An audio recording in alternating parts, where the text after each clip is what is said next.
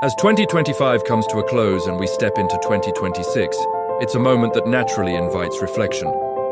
Across Hollywood, many celebrities have been using the new year as an opportunity to look back, reset, and share their resolutions.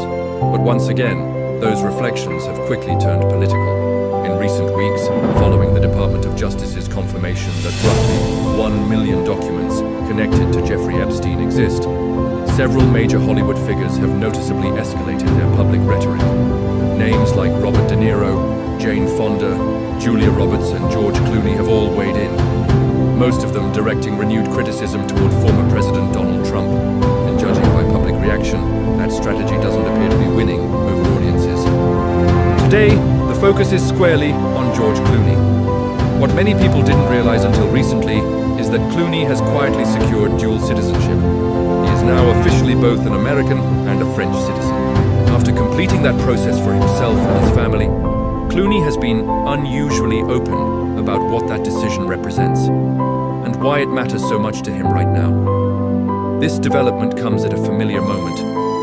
Once again, celebrities are publicly floating the idea of leaving the United States until Donald Trump is no longer in office. We've heard similar claims before, especially back in 2016.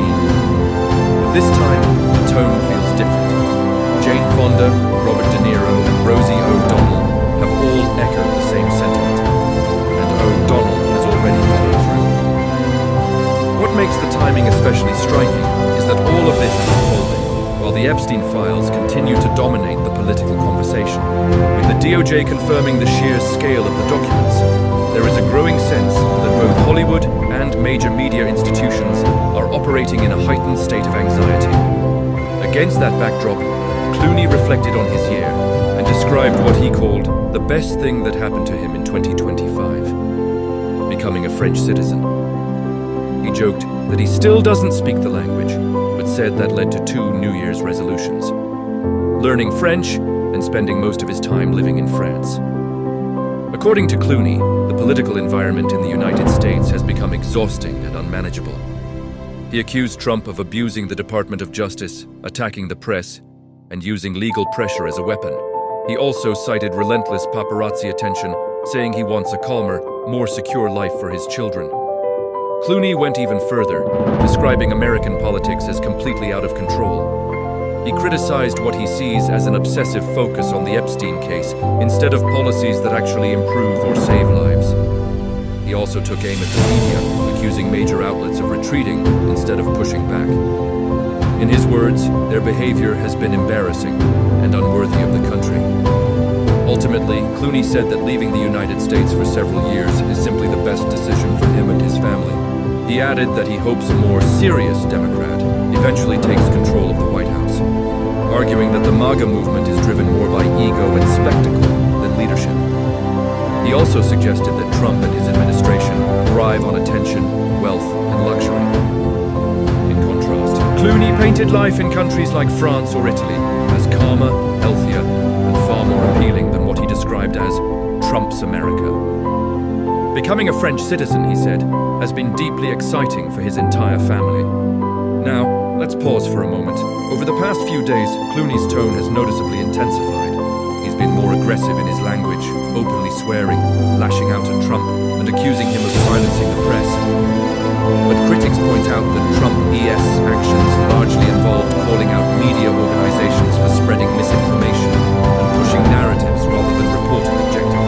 Clooney later added that stepping away from what he sees as constant chaos has been a major relief mentally. He emphasized that his career allows him to work anywhere in the world and revealed that he already has multiple projects lined up in France, including one very large production. Realistically, he appears to be referring to Ocean's 14, which has already been announced and is expected to include filming in France. That brings us to another major flashpoint: Trump's proposed 100% tariff on foreign-made films. Clooney has been openly critical of the policy, calling it disastrous. But supporters of the proposal argue that its purpose is often misunderstood. The goal isn't to ban overseas filming. Studios are still free to shoot wherever they want. The intent is to make outsourcing more expensive and bring production jobs back to the United States. We're talking about thousands of working-class jobs. electricians, lighting crews, camera operators, set builders, especially in states like California and New York, where much of that work has disappeared over the years. Productions didn't leave the US for artistic reasons. They left because it was cheaper.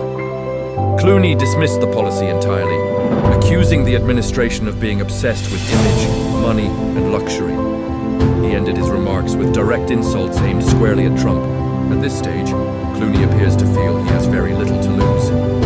With dual citizenship secured, he seems fully prepared to spend years outside the United States, much like Tom Hanks, who also holds dual citizenship with Greece. Before closing, Clooney briefly returned to the Epstein issue once more, arguing that the DOJ's fixation on it is another reason he plans to remain abroad for the next 3 to 3.5 years, rather than staying in the US. And now, the question turns to you.